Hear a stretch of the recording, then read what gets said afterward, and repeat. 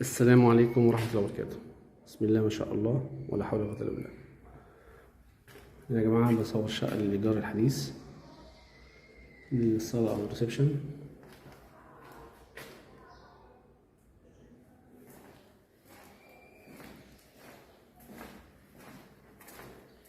بلكونة،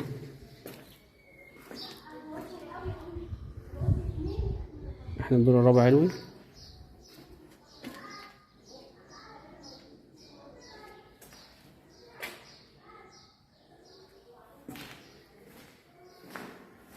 المطبخ،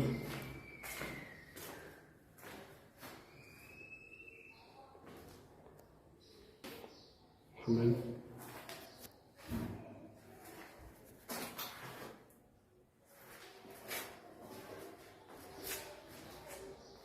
دي الغرفة الأولى.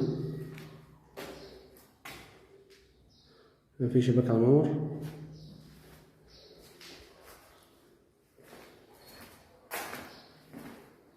دي الغرفة التانية.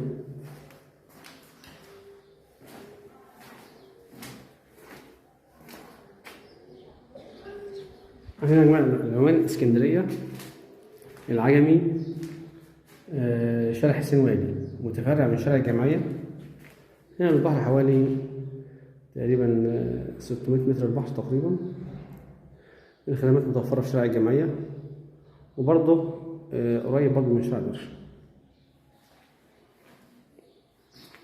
مطلوب 1500 جنيه إن شاء الله، مطلوب 1500 في الشهر. يعني تنفع سكن ومصيفي، ممكن برضه اللي عاوز ياخدها يفرشها وكده، ويبقى اجازات ومصيف، عاوز عيشه دائمه، كل سنه حسب ظروفه يعني قريب من البحر، وبرضه منطقه سكنيه. دور رابع يعني.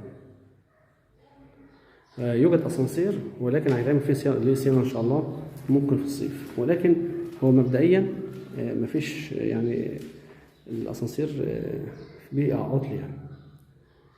اللي هيستخدم سلم لحد ان شاء الله، ممكن في الصيف الناس تتجمع وتعمل صيانه الاسانسير.